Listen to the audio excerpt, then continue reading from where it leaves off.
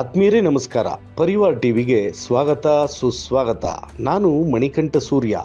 ಅಗಸ್ತ್ಯ ಮುನಿಗಳು ಇವರು ಮಹಾತಪಸ್ವಿ, ಮಹಾಜ್ಞಾನಿ, ವಿಜ್ಞಾನಿ, ಆಯುರ್ವೇದ ವೈದ್ಯ, ಪ್ರಕೃತಿಯನ್ನು ಸಮತೋಲನ ಮಾಡುವ ಬ್ರಹ್ಮದೇವರ ಮಾನಸ ಪುತ್ರರಲ್ಲಿ ಒಬ್ಬರು, ಸಪ್ತ ಋಷಿಗಳಲ್ಲಿ ಒಬ್ಬರು.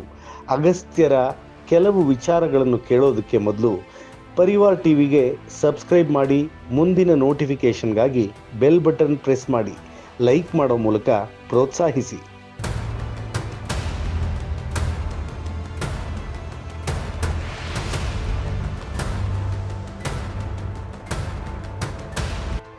ಹೌದು ಆತ್ಮೀಯರೇ, ಅಗಸ್ತ್ಯರು ಯಾರು, ಅವರ ಶಕ್ತಿ ಸಾಮರ್ಥ್ಯಗಳು, ಅವರ ಸಾಧನೆ ಬಗ್ಗೆ ಕೆಲವೊಂದು ವಿಚಾರ ತಿಳಿದುಕೊಳ್ಳಲೇಬೇಕು. ಕೆಲವು ಸಾವಿರ ವರ್ಷಗಳ ಹಿಂದೆನೇ ನಮ್ಮ ಊಹೆಗೂ ಸಿಗದ, ಆಲೋಚಿಸಲು ಆಗದ ವಿಚಾರಗಳಿತ್ತು. ಅದನ್ನು ನಾವು ನಂಬಲೇಬೇಕು. ಅದಕ್ಕೆ ಸಾಕ್ಷಿಯಾಗಿ ಪುರಾತನ ತಾಳೆಪತ್ರ ಗ್ರಂಥಗಳು, ಅಗಸ್ತ್ಯ ಸಂಹಿತ ಇವತ್ತು ಕೂಡ ಇಂಡಿಯನ್ ಆರ್ಕಾಲಜಿಕಲ್ ಡಿಪಾರ್ಟ್ಮೆಂಟ್ ಗ್ರಂಥಾಲಯದಲ್ಲಿದೆ. ಅಷ್ಟೇ ಅಲ್ಲ, ಕೆಲವು ದೇವಾಲಯಗಳಲ್ಲಿ, ಸುಪ್ರಸಿದ್ಧ ಮಠಗಳಲ್ಲಿ, ಹಾಗೆ ರಾಜ ಮನೆತನಗಳಲ್ಲೂ ಕೂಡ ಅದನ್ನು ಜೋಪಾನವಾಗಿ ಕಾಪಾಡಿಕೊಂಡು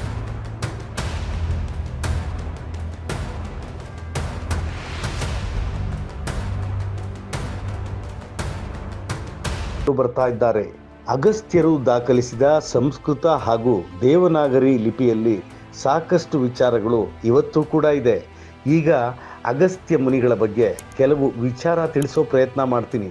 ಅಗಸ್ತ್ಯರನ್ನು ಕಂಡ್ರೆ ಸಾತ್ವಿಕ ಸಾಧಕರಿಗೆ ಅದೆಷ್ಟು ಪ್ರೀತಿನೋ, ಗರ್ವಿಷ್ಠ ರಕ್ಕಸರಿಗೆ ಅಷ್ಟೇ ಭಯ ಕೂಡ. ಮಹರ್ಷಿ ಅಗಸ್ತ್ಯರು ಇಕ್ಷ್ವಾಕು ವಂಶದ ಅಂದರೆ ಸೂರ್ಯ ವಂಶದ ರಾಜಗುರು ವಸಿಷ್ಠರಿಗೆ ಸಂಬಂಧದಲ್ಲಿ ಸೋದರರು. ಸಪ್ತ ಋಷಿಗಳ ಪೈಕಿ ಅಗಸ್ತ್ಯರೂ ಒಬ್ಬರು. ಪ್ರಜಾಪತಿ ಬ್ರಹ್ಮನ ಪುತ್ರ ಮರೀಚಿ, ಮರೀಚಿಯ ಮಗ ಕಶ್ಯಪ, ಕಶ್ಯಪರಿಗೆ ಅದಿತಿಯಲ್ಲಿ ಮಿತ್ರ, ವರುಣ ಅನ್ನೋ ಅವಳಿ ಮಕ್ಕಳು ಹುಟ್ಟುತ್ತಾರೆ. ಅವರಲ್ಲಿ ಮಿತ್ರನ ಮಗ ಮಹರ್ಷಿ ವಸಿಷ್ಠರು, ವರುಣನ ಮಗ ಮಹರ್ಷಿ ಅಗಸ್ತ್ಯರು. ಅದೊಂದು ರೋಚಕ ಕತೆ. ಒಮ್ಮೆ ಅವರಿಗೆ ಸ್ಖಲನವಾದಾಗ ಅದನ್ನು ಕುಂಭದಲ್ಲಿ ಇಟ್ಟಿದ್ದರು. ಹಾಗಾಗಿ ಅವರಿಬ್ಬರು ಕುಂಭ ಸಂಭವರು. ಇದು ಇವತ್ತಿನ ಟೆಸ್ಟ್ ಟ್ಯೂಬ್ ಬೇಬಿ ಅಂತಾರಲ್ಲ ಹಾಗೆ. ಅಗಸ್ತ್ಯರು ತಮ್ಮ ತಪಸ್ಸು ಶಕ್ತಿಯಿಂದ ಅದ್ಭುತವಾದ ಖಗೋಳ ವಿಜ್ಞಾನ ಹಾಗೆ ಭಾಷಾಶಾಸ್ತ್ರದ ಕೋವಿದರು. 4 ವೇದಗಳನ್ನು ಅರೆದು ಕುಡಿದಿದ್ದ ಮಹಾನ್ ವೇದಾಂತ ಪಂಡಿತರು. ಸಂಗೀತ ಹಾಗೂ ವಾದ್ಯಗಳಲ್ಲಿ ಅಪರಿಮಿತ ಜ್ಞಾನ ಅವರದಾಗಿತ್ತು.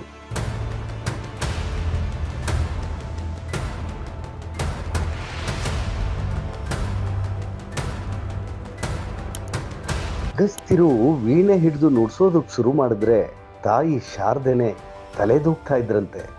ಸಾಮವೇದ ಹೇಳೋದಕ್ಕೆ ಶುರು ಮಾಡಿದ್ರೆ ಮಹಾದೇವ ಮಂತ್ರಮಗ್ಧರಾಗಿ ಹೋಗ್ತಾ ಇದ್ರಂತೆ. ಅಂಥ ಮಹರ್ಷಿ ಇದ್ದ ಆಶ್ರಮದಲ್ಲಿ ದಾನವರು ಕೂಡ ಯಾಗ ಯಜ್ಞಾದಿಗಳಿಗೆ ಸಹಾಯ ಮಾಡ್ತಾ ಇದ್ರು ಅಂತಾರೆ. ಹಾಗೆ ಕೆಲವು ವಿಚಾರ ನೆನಪಿಸ್ಕೋಬೇಕು. ಒಮ್ಮೆ ಶಿವ ಪಾರ್ವತಿಯರ ಕಲ್ಯಾಣ ನಡಿಬೇಕಾದ್ರೆ ಯಕ್ಷ, ಗಂಧರ್ವ, ಕಿನ್ನರ, ಕಿಂಪುರುಷರು, ದೇವಾನುದೇವತೆಗಳು, ನಾಗ, ಸಾಧು ಹಾಗೂ ತಪಸ್ವಿಗಳು ಹಿಮಾಲಯದತ್ತ ಬರ್ತಾ ಇದ್ದದ್ದನ್ನು ನೋಡಿ ಸಾಕ್ಷಾತ್ ಶಿವನೇ ಹೇಳಿದ್ರಂತೆ, ಹೀಗೆ ಸೃಷ್ಟಿಯ ಎಲ್ಲ ಮಹಾನ್ ವ್ಯಕ್ತಿಗಳು ಹಿಮಾಲಯದ ಕಡೆಗೆ ಬಂದರೆ ಪ್ರಕೃತಿಯಲ್ಲಿ ಅಸಮತೋಲನ ಆಗುತ್ತೆ. ಹಾಗಾಗಿ ಒಬ್ಬ ಮಹಾನ್ ತಪಸ್ವಿಯನ್ನು ದಕ್ಷಿಣದ ಕಡೆ ಕಳಿಸಿ, ಆಗ ಎಲ್ಲವೂ ಸರಿ ಹೋಗುತ್ತೆ ಎಂದಾಗ ಎಲ್ಲರೂ ಅಚ್ಚರಿಗೊಂಡು ಕೇಳಿದ್ರಂತೆ, ಯಾರದು ಎಲ್ಲರಿಗೂ ಸಮವಾದ ಅಂತಹ ಮಹಾತಪಸ್ವಿ ಅಂತ. ಆಗ ಶಿವನ ಬಾಯಿಂದ ಬಂದ ಹೆಸರು ಮಹರ್ಷಿ ಅಗಸ್ತ್ಯ. ಹಾಗೆ ದಕ್ಷಿಣದ ಕಡೆಗೆ ಬರುವಾಗ ವಿಂಧ್ಯ ಪರ್ವತ ಬೆಳೆದು ಸೂರ್ಯನ ಕಿರಣಗಳು ಭೂಮಿಗೆ ಬರೋದೇ ಕಷ್ಟ ಆಗ್ತಾ ಇತ್ತಂತೆ. ಆಜ್ಞೆ ಮಾಡಿ, ನಾನು ಮತ್ತೆ ಈ ದಿಕ್ಕಿನಿಂದ ಮತ್ತೊಂದು ದಿಕ್ಕಿಗೆ ಪ್ರಯಾಣಿಸುವವರೆಗೂ ನೀನು ಬೆಳಿಬಾರ್ದು ಅಂತ ಆಜ್ಞಾಪಿಸಿದ್ರಂತೆ ಮಹರ್ಷಿ ಅಗಸ್ತ್ಯರು. ಇನ್ನು ದಕ್ಷಿಣದಲ್ಲಿ ಅಪರೂಪದ ಜೀವ ವೈವಿಧ್ಯ ಇದೆ. ಅತಿ ವಿರಳವಾದ ಗಿಡಮೂಲಿಕೆಗಳಿದೆ.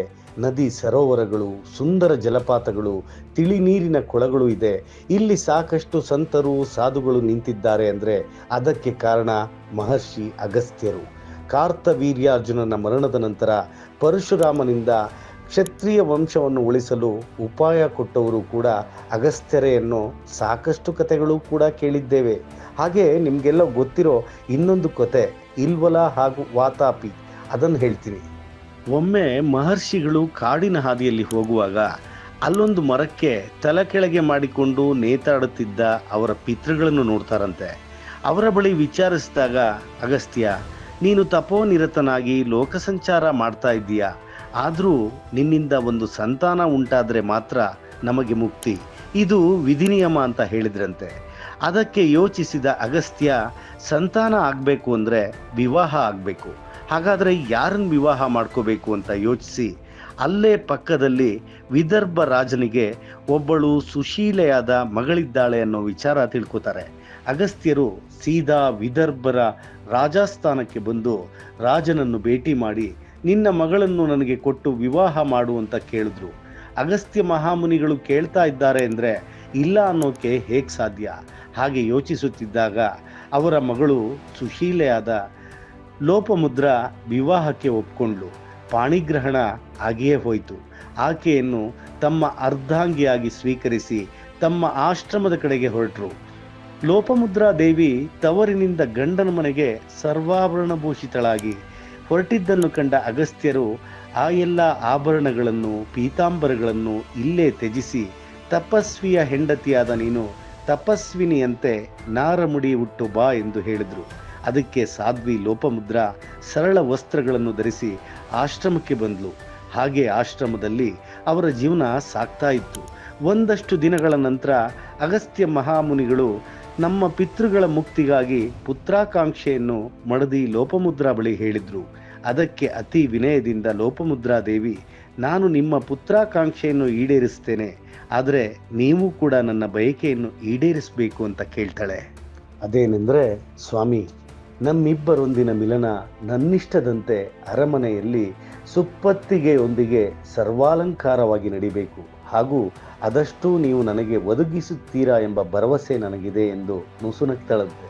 ಅದಕ್ಕೆ ಮಹರ್ಷಿ ಅಸ್ತು ಅಂತಾರೆ. ಹೆಂಡತಿಯ ಬಯಕೆಯನ್ನು ನೆರವೇರಿಸೋದು ಗಂಡನ ಕರ್ತವ್ಯ. ಅದನ್ನು ಸರಿಯಾದ ಮಾರ್ಗದಲ್ಲಿ ಧರ್ಮಬದ್ಧವಾಗಿ ಸಂಪಾದಿಸಬೇಕು. ಹಾಗೆಂದುಕೊಂಡು ಅಗಸ್ತ್ಯರು ಧನಾಕಾಂಕ್ಷಿಗಳಾಗಿ ರಾಜರ ಬಳಿಗೆ ಹೋದರು. ಅಲ್ಲಿ ರಾಜರಿಂದ ಸಂಪತ್ತನ್ನು ಬಯಸುವಾಗ ಕೂಡ ಒಂದು ಷರತ್ತು ಹಾಕಿದ್ರು. ರಾಜಕೋಶದಲ್ಲಿನ ಹಣವನ್ನು ಪ್ರಜೆಗಳ ಹಿತಕ್ಕಾಗಿ ಬಳಸಿ ಉಳಿದದ್ದರಲ್ಲಿ ಕೊಂಚ ಭಾಗವನ್ನು ಕೊಡಿ ಅಂತ ಕೇಳಿದಾಗ ಅಷ್ಟು ಧನವಿದ್ದ ರಾಜರೇ ಅವರಿಗೆ ಸಿಗಲಿಲ್ಲ. ಕಡೆಗೆ ದಾನವರಾದ ಇಬ್ಬರು ವಿಪರೀತ ಸಂಪತ್ತು ಇಟ್ಕೊಂಡಿದ್ದಾರೆ, ಹಾಗೂ ಅವರು ಅದು ದೋಚಿರುವ ಸಂಪತ್ತು ಯಾರಿಗೂ ಉಪಯೋಗನೂ ಆಗ್ತಾ ಇಲ್ಲ. ಆ ವಿಚಾರ ಅವರ ಕಿವಿಗೆ ಬಿತ್ತು. ಇಲ್ವಾಲ ವಾತಾಪಿ ಇಚ್ಛಾಧಾರಿ ರಾಕ್ಷಸರು. ಅವರು ತುಂಬ ತೊಂದರೆ ಕೊಟ್ಟು ಆತಿಥ್ಯಕ್ಕೆ ಕರೆದು ಊಟ ಬಡಿಸುವಾಗ ವಾತಾಪಿ ಅವರ ಆಹಾರದಲ್ಲಿ ಸೂಕ್ಷ್ಮ ದೇಹಧಾರಿಯಾಗಿ ಸೇರಿ ಊಟ ಮುಗಿದ ಮೇಲೆ ಅವರ ಹೊಟ್ಟೆ ಸೀಳಿ ಆಚೆ ಬರ್ತಾ ಇದ್ದ. ಹೀಗೆ ಸಾಕಷ್ಟು ಅತಿಥಿಗಳ ರಾಜರ ಸಂಪತ್ತನ್ನು ಅವರು ದೋಚಿದರು. ಆ ವಿಚಾರ ಕೂಡ ಮಹರ್ಷಿಗಳಿಗೆ ತಿಳಿದು ಹೋಯಿತು. ಅವರು ಕೂಡ ಸೈನ್ಯ ಹಾಗೂ ಮಂತ್ರಿಗಳು ಹಾಗೂ ಕೆಲವು ಶಿಷ್ಯರೊಂದಿಗೆ ಅವರ ಆಸ್ಥಾನಕ್ಕೆ ತೆರಳಿದ್ರು. ಅಲ್ಲಿ ಬಂದ ಎಲ್ಲ ಅತಿಥಿಗಳಿಗೆ ಇಲ್ವಲ ಹಾಗೂ ವಾತಾಪಿ ಊಟದ ವ್ಯವಸ್ಥೆ ಮಾಡಿದ್ರು. ಊಟದಲ್ಲಿ ಸೂಕ್ಷ್ಮ ಶರೀರಿಯಾಗಿ ವಾತಾಪಿ ಸೇರ್ಕೊಂಡು ಆಗಿತ್ತು. ಅಲ್ಲಿ ಊಟ ಮಾಡೋದಕ್ಕೆ ಯಾರೂ ಮುಂದೆ ಬರಲಿಲ್ಲ. ಅಗಸ್ತ್ಯರು ಸಂಪೂರ್ಣವಾಗಿ ಭೋಜನ ಮಾಡಿ ತಮ್ಮ ಹೊಟ್ಟೆ ಸವರ್ತಾ ವಾತಾಪಿ ಜೀರ್ಣೋಭವ ಅಂತ ಹೇಳಿಯೇ ಬಿಟ್ರು. ಇಲ್ವಲ ಎಷ್ಟೇ ಕೂಗಿದ್ರೂ ವಾತಾಪಿ ಬರಲಿಲ್ಲ. ವಾತಾಪಿ ಜೀರ್ಣವಾಗಿ ಹೋಗಿದ್ದಾನೆ, ಇದು ಅವನ ತಪ್ಪಿಗೆ ಶಿಕ್ಷೆ ಎಂದು ಕೆಂಡಮಂಡಲವಾಗಿ ನುಡಿದ್ರು ಅಗಸ್ತ್ಯ ಮುನಿಗಳು.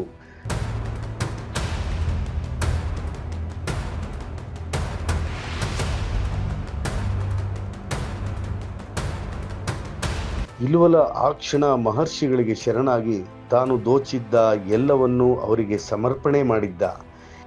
ಅದರಲ್ಲಿ ತಮಗೆ ಬೇಕಾದ ಸಂಪತ್ತನ್ನು ತೆಗೆದುಕೊಂಡು ಮಿಕ್ಕ ಎಲ್ಲ ಸಂಪತ್ತನ್ನು ರಾಜ ಮಹಾರಾಜರಿಗೆ ಕೊಟ್ಟು ತನ್ನ ಹೆಂಡತಿ ಬಯಸಿದ ಹಂಸತೂಲಿಕಾ ತಲ್ಪ ಸಕಲ ವಸ್ತ್ರ ಆಭರಣ ಅರಮನೆಯನ್ನು ಸಿದ್ಧಪಡಿಸಿ ಅವಳ ಬಯಕೆಯನ್ನು ಈಡೇರಿಸುವ ಮೂಲಕ ದೃಢಸ್ಯು ಅನ್ನೋ ಮಗನಿಗೆ ಜನ್ಮ ಕೊಟ್ಟಿದ್ರು. ಹಾಗೆ ಅಗಸ್ತ್ಯರ ಬಗ್ಗೆ ಇನ್ನೂ ಕೆಲವು ವಿಚಾರ ಹೇಳಬೇಕು. ಅವರ ಪರಾಕ್ರಮ ಸುಮ್ಮನೆ ಅಲ್ಲ. ದೇವರಾಜ ಇಂದ್ರ ವ್ರತಾಸುರರನ್ನು ಕೊಂದ. ಆ ಕೋಪದಲ್ಲಿ ಅವರ ಸಹಚರರಾದ ಕಾಲಕೇಯರು ಸಮುದ್ರದಲ್ಲಿ ಅಡಗಿ ರಾತ್ರಿ ವೇಳೆಯಲ್ಲಿ ದೇವರುಗಳ ಮೇಲೆ, ಋಷಿಮುನಿಗಳ ಮೇಲೆ ಆಕ್ರಮಣ ಮಾಡ್ತಾ ಇದ್ರು, ಕಾಟ ಕೊಡ್ತಾ ಇದ್ರು. ಇದರಿಂದ ಬೇಸತ್ತ ಇಂದ್ರಾದಿಗಳು ಬ್ರಹ್ಮದೇವರನ್ನು ಕೇಳಿದಾಗ, ನೀವು ಅಗಸ್ತ್ಯರ ಸಹಾಯ ಕೇಳಿ, ಲೋಕ ಕಲ್ಯಾಣಕ್ಕಾಗಿ ನಿಮಗೆ ಅವರೇ ಸಹಕರಿಸುತ್ತಾರೆ ಎಂದಾಗ ಇಂದ್ರಾದಿಗಳು ಅಗಸ್ತ್ಯರ ಬಳಿ ವಿಚಾರ ಭಿನ್ನಹ ಮಾಡಿಕೊಂಡ್ರು.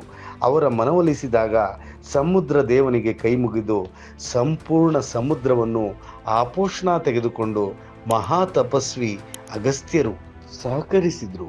ಆಗ ಹೊರಬಂದ ಕಾಲಕೇಯರನ್ನು ಇಂದ್ರಾದಿಗಳು ಕೊಂದು ಲೋಕ ಕಲ್ಯಾಣ ಕೆಲಸಕ್ಕೆ ನೆರವಾಗಿದ್ದವರು ಮಹಾ ತಪಸ್ವಿ ಅಗಸ್ತ್ಯರು.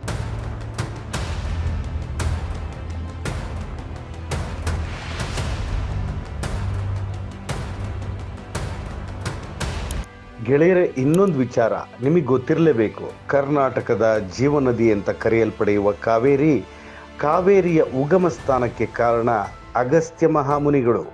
ಒಂದು ಕತೆ ಪ್ರಕಾರ ಕಾವೇರಿಯನ್ನು ಅಗಸ್ತ್ಯರು ತಮ್ಮ ಕಮಂಡಲದಲ್ಲಿ ಬಂಧಿಸಿ ಇಟ್ಟಿದ್ರು.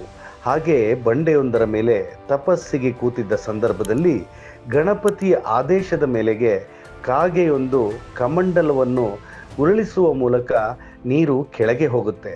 ಋಷಿಯ ಕಮಂಡಲದಿಂದ ಉರುಳಿ ಹೋಗುವ ನೀರು ಕಾವೇರಿ ನದಿ ಆಯಿತು. ಕಾವರಿ ಅಂದರೆ ಕಾಗೆಯಿಂದ ಮುಕ್ತಿ ಅಥವಾ ಬಿಡುಗಡೆ ಹೊಂದಿತ್ತು ಅನ್ನೋ ಅರ್ಥ ಕೂಡ ಇದೆ. ಕಾಲಕ್ರಮೇಣ ಕಾವರಿ ಅನ್ನೋದು ಕಾವೇರಿ ಆಯಿತು ಅನ್ನೋ ಜನಪದ ಕತೆ ಕೂಡ ಇದೆ. ಕಾವೇರಿ ಸಪ್ತ ಶ್ರೇಷ್ಠ ನದಿಗಳ ಪೈಕಿ ಒಂದು.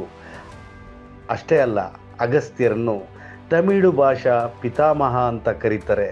ಇನ್ನು ವೇದಗಳಲ್ಲಿ ಬರುವ ಅಥರ್ವಣ ವೇದದಲ್ಲಿ ಹಲವಾರು ಯುದ್ಧ ಕಲೆಗಳು ಹಾಗೂ ವೈದ್ಯ ಶಾಸ್ತ್ರಗಳನ್ನು ಪರಿಚಯಿಸಿದವರು ಕೂಡ ಅಗಸ್ತ್ಯರು ಅನ್ನೋ ಮಾತು ನಿಜವೇ ಸರಿ.